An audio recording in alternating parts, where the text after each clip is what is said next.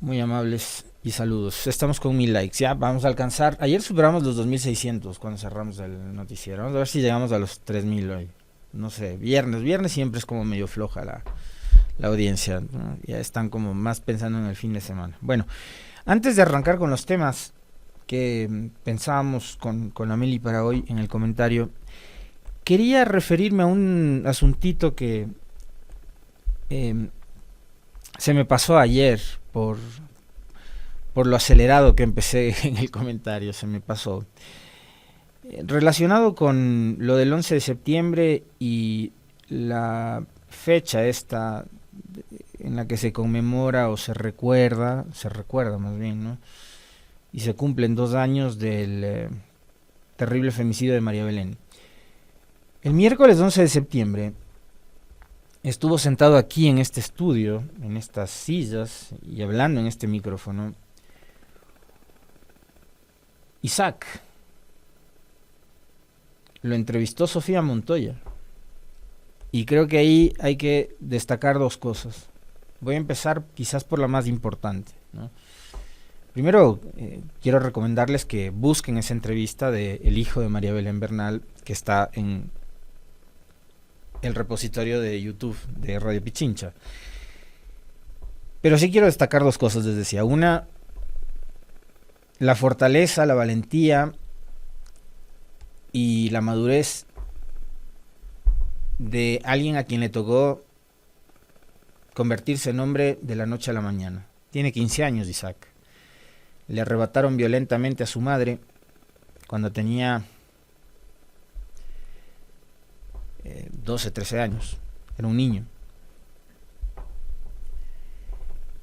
Y a mí me sorprendió gratamente, pero increíblemente también, escucharle hablando con tanta fortaleza, con tanta solvencia, con tanta sobriedad y con una capacidad que para un niño de 15 años, para un joven de 15 años, eh, a mí por lo menos sí me ha sorprendido y mucho.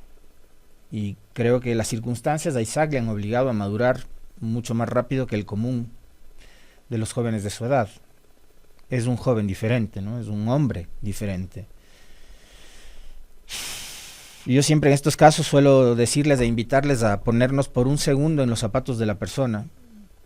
Yo no sé qué habría hecho si a los 12 o 13 años me arrebataban a mi madre. O sea, creo que en la vida de las personas hay quienes son indispensables y creo que en la de todos la madre es una de ellas.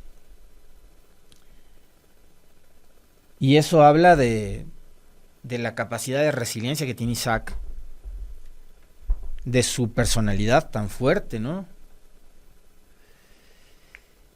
De lo que ha construido su abuela, Elizabeth, que me imagino tiene que ver y mucho con el desarrollo, con el crecimiento, con la madurez que ha alcanzado Isaac en estos 2 años, desde la ausencia de su madre. Creo que tiene una figura muy importante y muy fuerte también como la de Elizabeth a su lado, que es su abuela, y que le habrá ayudado en todo este proceso de, de superar la muerte, el asesinato violento de María Belén y convertirse en lo que es hoy, ¿no? En un joven de 15 años quien sueña con ser abogado y quien sueña con defender causas relacionadas con los derechos humanos. Me imagino que con el sueño de muchos, que por supuesto compartimos, de que casos como el de María Belén o como el de la subteniente Aidita Ati no se vuelvan a repetir, o como muchos otros casos más de mujeres que son asesinadas por sus parejas, por sus convivientes, por sus exparejas, por sus exconvivientes o por el simple hecho de ser mujer por quien sea, incluso hasta por familiares más cercanos todavía.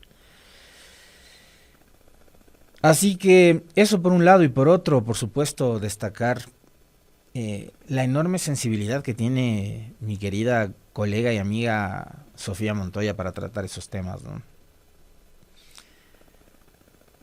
Fue una muy buena entrevista, fue una muy buena conversación y fue un muy buen momento para que Isaac sea quien hable y exprese desde el dolor, desde el sentimiento de hijo que perdió a su madre, que le arrebataron a su madre de manera violenta, de lo que han sido estos 2 años, desde la ausencia de María Belén, y estos 2 años en los que le ha tocado a él y a Elizabeth pelearse contra todo un sistema, ¿no? Un sistema que protegió en un principio a un femicida. Un femicida que no era un ciudadano cualquiera, era nada más y nada menos que un agente de la Policía Nacional, un teniente de policía, un oficial de policía, a quien el Estado en algún momento protegió. Y después de proteger a este policía criminal, lo que más les interesaba, lejos de hacer justicia para María Belén, para Isaac y para Elizabeth, era cuidar y proteger la imagen de la institución. Eso era lo que les interesaba, ¿no? Y contra todo ese sistema y esa estructura indolente e insensible, les ha tocado batallar durante estos 2 años, tanto a Isaac como a su abuela. Así que quería empezar con eso. Ayer se me pasó, les decía, y quería compartirles, por supuesto, mis sensaciones y mi sentimiento después de haberle escuchado a Isaac. Un muchacho de verdad admirable. Yo le expreso con toda la humildad que me caracteriza mi profunda admiración a un joven de 15 años.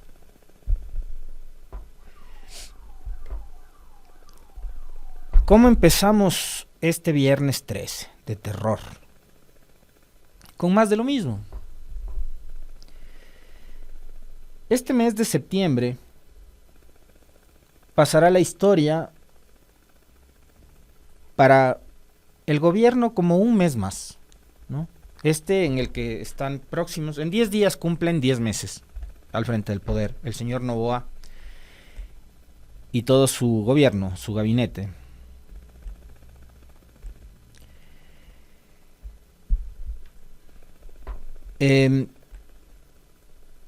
Y septiembre del 2024 para Noboa y para su gabinete pasará como un mes más, uno de los tantos meses más. Para las familias de los servidores penitenciarios no. Seguramente es un mes de terror y es un mes para el olvido por lo que están viviendo. Y lo que están viviendo las familias de los servidores penitenciarios está muy distante del país que aparentemente es en el que creen que viven el señor Noboa, la señora Palencia, la señora Balbonesi, el ministro de Gobierno Arturo Félix, que ayer asistía a una entrevista muy distendida, muy graciosa, humorística, en una radio de la capital, en donde todas las respuestas estaban plagadas de lugares comunes y de frases absolutamente vacías y carentes de datos que sustenten sus teorías, sus tesis, de que, por ejemplo, el Ecuador hoy es un país más seguro que antes, lo cual no es cierto.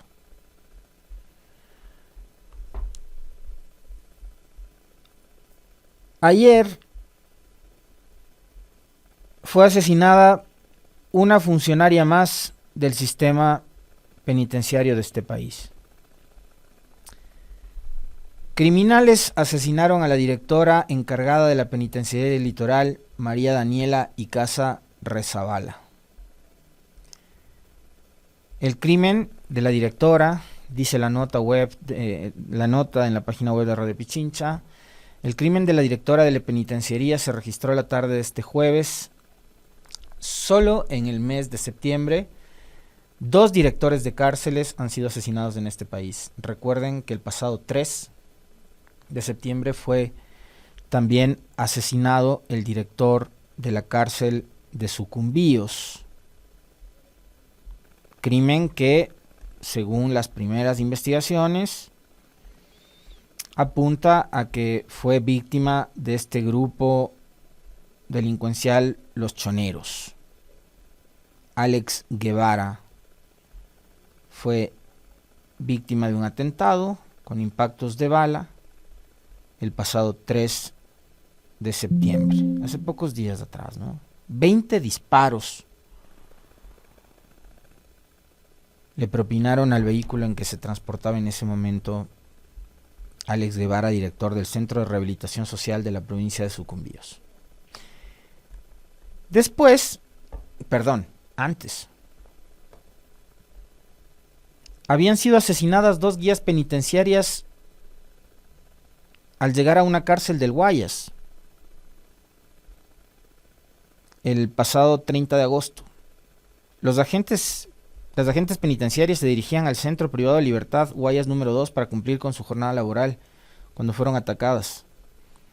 2 agentes penitenciarias fueron asesinadas el pasado sábado 30 de agosto cuando se dirigían a trabajar en una de las cárceles de Guayaquil, informó el Servicio Nacional de Atención Integral a Personas Adultas Privadas de Libertad y Adolescentes Infractores. En un comunicado indican que las 2 servidoras del Cuerpo de Seguridad y Vigilancia Penitenciaria se dirigían hasta el Centro de Privación de Libertad Guayas número 2 para cumplir con su jornada laboral.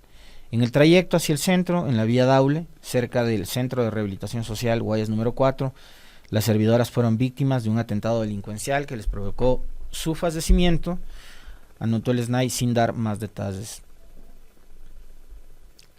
Todo esto ha pasado en menos de 15 días, ¿no? Desde el 30 de agosto hasta acá, estamos 13 de septiembre, menos de 15 días. Y hoy tenemos que lamentar un nuevo hecho de sangre que involucra a una funcionaria más del sistema penitenciario, María Daniela Icaza Rezabala, directora encargada del Centro de Rehabilitación Social Masculino número 1 de Guayas, asesinada la tarde de este jueves 12 de septiembre. El crimen se conoció en redes sociales, ya que desde el Servicio Nacional de Atención Integral a Personas Adultas Privadas de la Libertad SNAI no hubo ningún pronunciamiento oficial hasta las 18:30 de ayer. Según información de la página web del SNAI, Daniela Icaza constaba en nómina como técnico asistente administrativo con un contrato ocasional, antes de asumir como directora encargada de esta cárcel conocida como Penitenciaría del Litoral. Este hecho se suma al registrado, como les decía, en Sucumbíos el pasado 3 de septiembre, en que fue asesinado también el director de aquel centro penitenciario. En ese ataque, otros 2 funcionarios de ese centro resultaron heridos, algo parecido a lo de ayer, porque cuando acribillan a tiros a Daniela, ella viajaba en el asiento de un vehículo, en el asiento de acompañante de un vehículo de un compañero de trabajo, que también terminó herido. Y fíjense ustedes, pasa como ha pasado no solo con el director de la cárcel de Sucumbíos, sino también con otros funcionarios vinculados al sistema de rehabilitación social que también fueron asesinados mientras se transportaban en sus vehículos propios o en vehículos prestados, como es este caso de Daniela. Le ocurrió a Santiago Loza, el director de la cárcel del Inca, que fue asesinado cerca del redondel del puente de Hualo, acá en Quito, hace algunos años atrás, durante el gobierno de Lazo, y se transportaba en su vehículo. Es más, entiendo que era el vehículo del hijo, un vehículo pequeño, si mal no recuerdo era un Kia Picanto.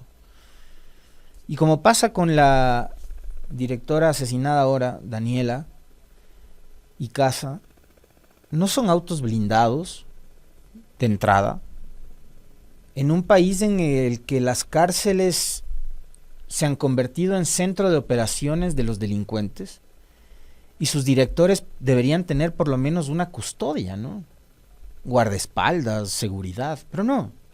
Es exactamente igual a lo que pasó con, les decía, Santiago Loza, el director de la cárcel del Inca, que fue asesinado al mes de haber asumido funciones acá en Quito. ¡Quito! Lo mismo que ha pasado con el director de la cárcel de Sucumbíos y ahora con la directora encargada de la cárcel del Litoral. Cero seguridad. Pregunto, el Estado, a través del Ministerio del Interior y la Policía Nacional, que ahora conocemos andaban haciendo seguimiento y persiguiendo a periodistas, hacen análisis de perfil de riesgo de los funcionarios que trabajan en los centros de privación de libertad. Cuestión de sentido común, ¿no? Ellos tienen que cuidar, como les decía, de las cárceles, que en este país ya no son centros de rehabilitación, sino son prácticamente centros de operaciones de las bandas delincuenciales, y desde donde salen órdenes, por ejemplo, como la de asesinar a un candidato presidencial. Eso pasó con Villavicencio, ¿no? A esa conclusión llegaron después de todas las investigaciones desarrolladas por la Fiscalía, que la orden de asesinar a Fernando Villavicencio la dio un sujeto que estaba detenido en una de las cárceles del país. En las cárceles del Ecuador se han encontrado redes de internet. Están más y mejor comunicados que los propios funcionarios, y están más y mejor protegidos que los propios funcionarios. Fíjense ustedes que hace pocos días nada más, hace semanas, conversábamos junto a ustedes con respecto de los operativos que han llevado adelante estos delincuentes para lograr la fuga de unos y otros, ¿no? Empezando por la de Fito, que se fugó a inicios de este año y que hasta el sol de hoy no sabemos en dónde anda. Y que el gobierno parece que ya ni le interesa dar con el paradero de Fito, ¿no? Porque tienen otras prioridades. Pero tienen tal capacidad de organización, de comunicaciones, los delincuentes, que se dan el lujo de planificar unos mega operativos para lograr la fuga de sus compinches y de los cabecillas de sus bandas. Y para eso necesitan, evidentemente, muchas facilidades de comunicación, y está clarísimo que los señores tienen y gozan de esas facilidades. De paso, en los últimos días se habrán dado cuenta ustedes también que ya se han acabado estas tonterías de, pues, ya vemos que no han dado ningún resultado además, ¿no? Decir, hemos hecho un barrido en tal cárcel y hemos encontrado celulares, armas, droga, era un cuento con el que nos tenían ahí amagados todos los días, cada semana. Pero por lo menos simulaban que estaban haciendo algo por retomar el control de las cárceles. Pero el asunto es que ahí están los resultados, ¿no? Acaban de asesinar nuevamente a una directora y a una funcionaria del sistema penitenciario de este país. Hay testimonios que son profundamente dolorosos, pero que son también un reflejo de lo que es en la actualidad el Ecuador, y más que el Ecuador, lo que es en los actuales momentos el gobierno, el tipo de gobierno que tiene este país.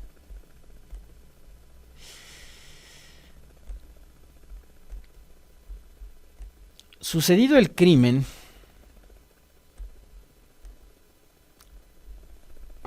las principales autoridades del gobierno del Nuevo Ecuador han optado por el silencio. La ministra del Interior no ha dicho absolutamente nada sobre lo sucedido ayer. Nada. El presidente Noboa sobre lo sucedido ayer tampoco ha dicho absolutamente nada. Porque él está preocupado de otras cosas.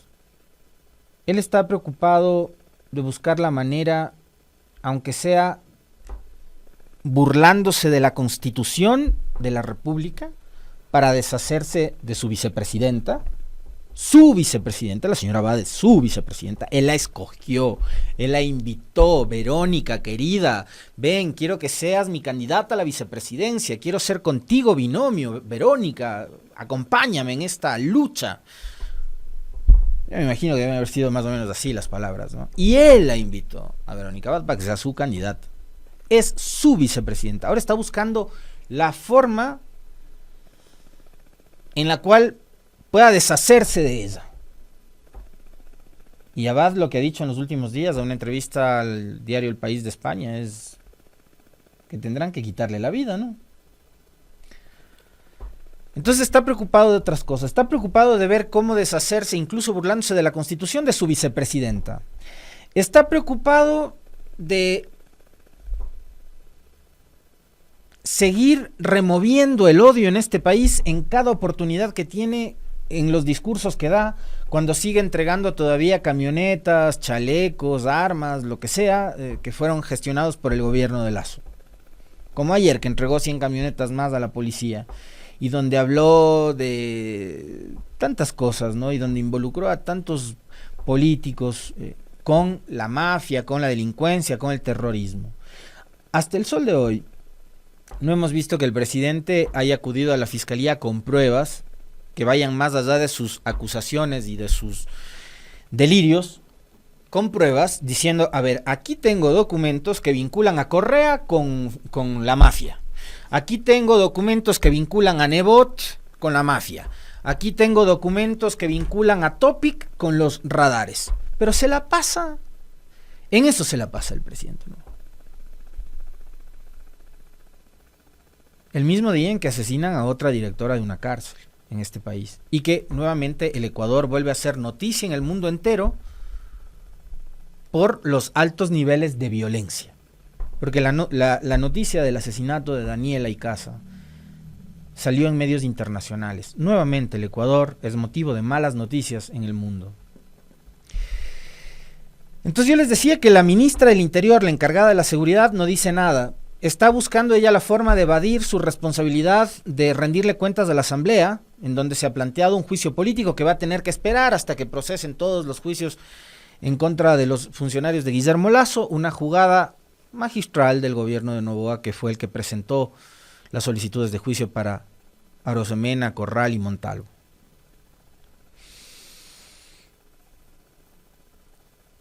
Cero comentarios, nula comunicación por parte de la ministra encargada de la seguridad y también del presidente. ¿Pero en qué está el presidente?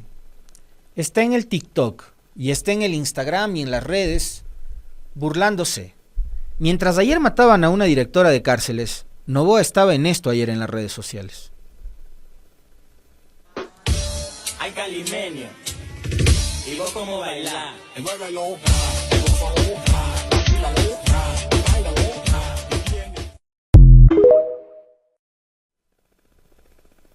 Con la indignación ya no alcanza, créanme. Ya no alcanza con la indignación. ¿Qué podemos pensar de un gobierno y de un presidente así? Ese video, con reggaetón como música de fondo, mintiendo además, ¿no? Porque dice que el correísmo fue el que propuso los juicios en contra de los ministros del gobierno de Lasso. No fue así, fueron sus propios asambleístas para empujar o para postergar o para prorrogar los enjuiciamientos políticos de su canciller y de su ministra del Interior. Pero más allá de la mentira, que ya está fatal que un presidente mienta, pero que además ya se está volviendo casi costumbre que los funcionarios de este gobierno mientan, es esa insensibilidad que hay. Seguramente Noboa no maneja su cuenta de TikTok directamente. Debe haber todo un equipo de asesores, de comunicadores. Pero no hay uno que le diga, oiga, presidente, acaban de matar a una directora de cárcel, no vale subir este video con reggaetón de fondo. Mejor publique un comunicado, publique un tweet, diga algo, salga y diga que se van a reforzar las seguridades de los directores, que les van a dar, de las cárceles, que les van a dar custodia, que les van a dotar de carros blindados. No sé, presidente, no lo hagamos. No. Mientras ayer mataban a la directora de la cárcel, no voy a subir ese TikTok.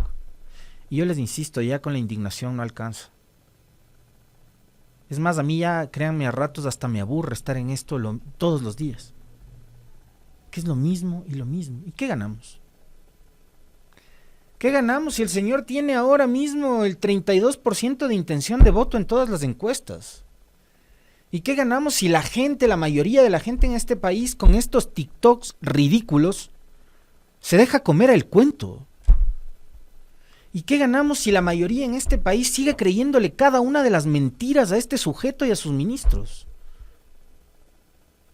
Créanme que con la indignación ya no alcanza. Y a mí ya, de verdad, esta situación me aburre.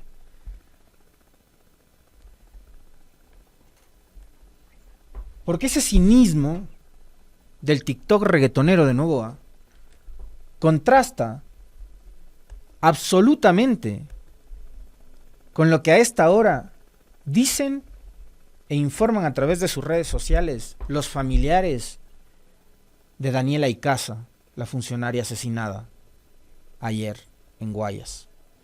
Víctor Andrés, su hermano, a través de su cuenta de Twitter, citando el tuit del Ministerio del Interior, que lo que hizo fue poner una nota luctuosa, dice Víctor Andrés, ahí está el tuit del Ministerio del Interior, ¿no?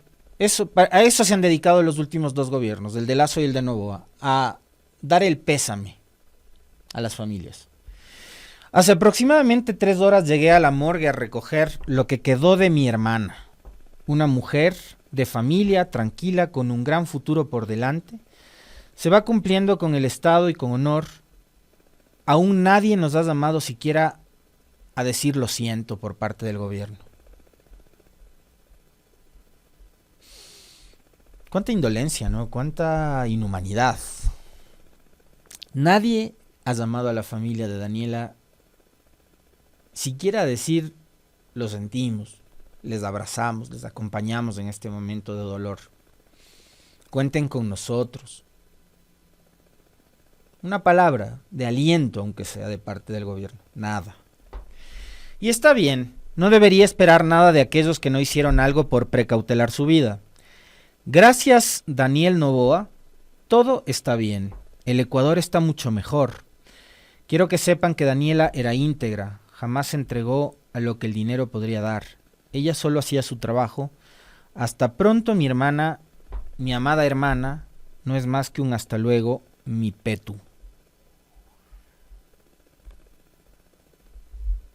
Víctor Andrés Icaza, hermano de Daniela, quien citaba también un tuit de la Fiscalía. La Fiscalía decía que habían iniciado de oficio una investigación previa por asesinato de María Daniela, directora encargada de la Penitenciaría del Litoral.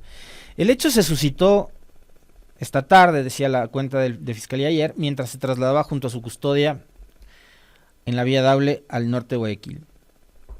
Y Víctor Andrés cita, fíjense ustedes que la mentira es una política pública en este país. No solo del gobierno, sino también de instituciones del nivel de la Fiscalía en manos de Diana Salazar. Dice Víctor Andrés, solo quiero puntualizar algo. Mi hermana no venía con custodia, entre comillas, porque no tenía custodia. Iba con la persona que a veces le hacía de expreso. Ojo, salió de la morgue del hospital hoy a las 11 p.m., nunca llegó un fiscal, menos la DINASED. Y si hasta ahora nadie nos dice nada. Gracias, Ecuador. Ese es el testimonio del hermano de la directora de la cárcel del Guayas. La fiscalía hablando de que tenía custodia. Y resulta que era un auto que a veces le hacía de expreso. Un taxi. Una buseta. ¿Qué hacemos con la indolencia, no? ¿Qué hacemos con estos niveles de inhumanidad a los que nos han conducido? ¿Qué hacemos con la mentira?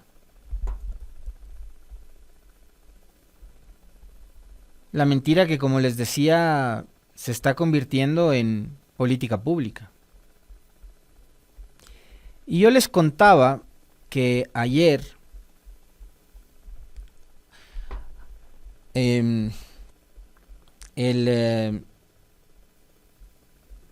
ministro de Gobierno había asistido a una entrevista en Radio Canela. Estaba que se moría de risa con Yunda, el ministro del Interior.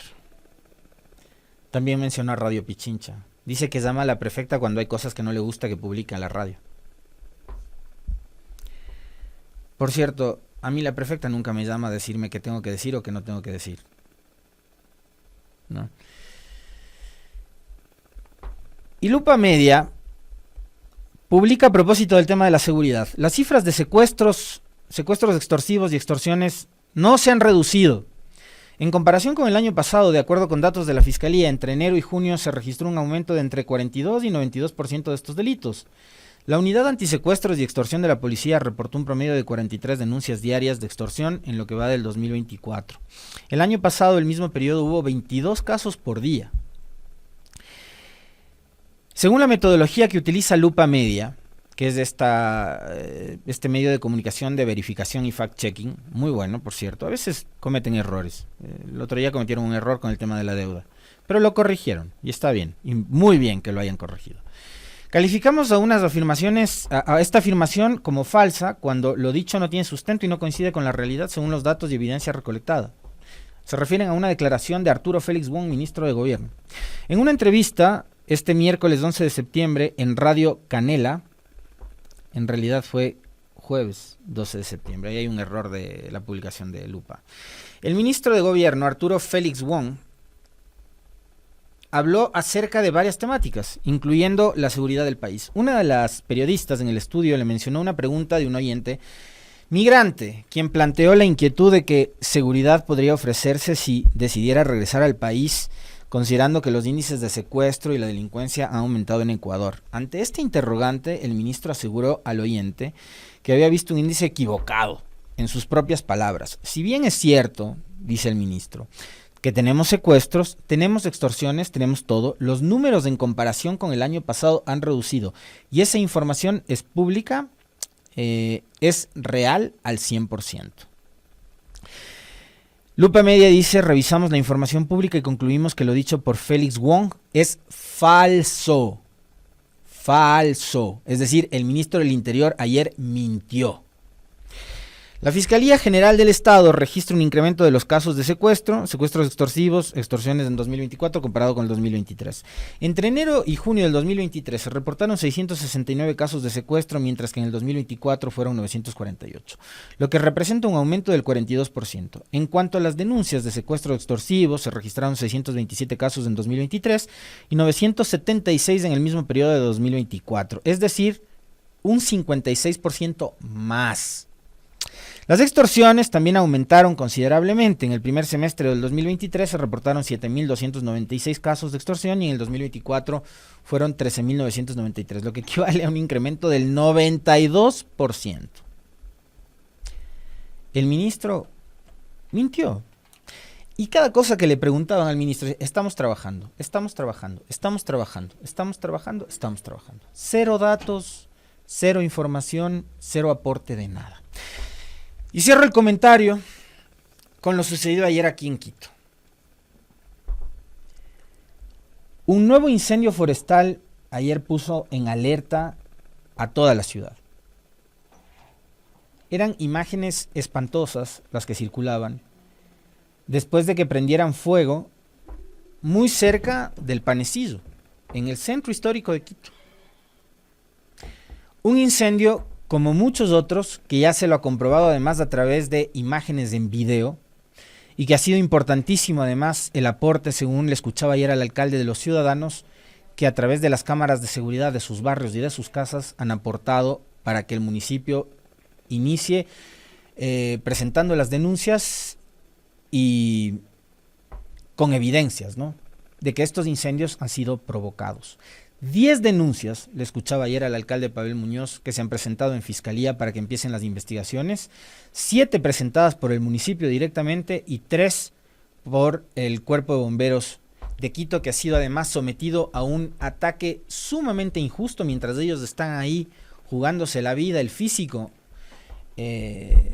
tratando de sofocar los incendios. Hay un grupo de desalmados, entre ellos incluso exautoridades, que se han dedicado, y periodistas entre comillas, ¿no?, que se han dedicado a atacar a los bomberos, que les dicen corruptos, que no sirve el helicóptero. Yo me asomé 3 veces a la ventana y las 3 veces vi el dichoso helicóptero sobrevolando Quito, llevando el aparatito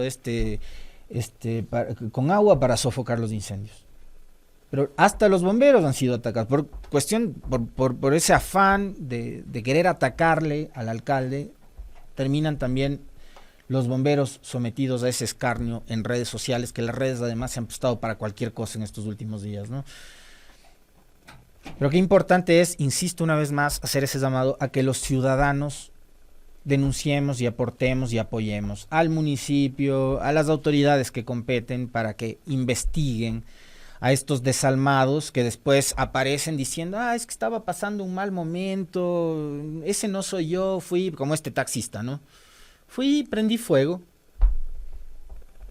Salen diciendo cualquier cantidad de tonterías. Ya los ubicaron, ahora tienen que pagar, ¿no? Que les caiga el máximo peso de la ley por haber sometido a la ciudad al caos durante estos días. Ya después podemos empezar a generar cualquier tipo de hipótesis como las que genera Palencia, de que 5 más 5 igual la culpa es de Correa. Nosotros también podríamos empezar a hacer teorías y tesis de ese estilo más adelante, diciendo, chuta, incendios forestales en Quito, en el Panecillo, en Nayón, por aquí, por allá, intento de revocatoria al alcalde Muñoz, la prensa metida en esto, entonces ya sabemos quiénes son, ¿no? Las banderas negras.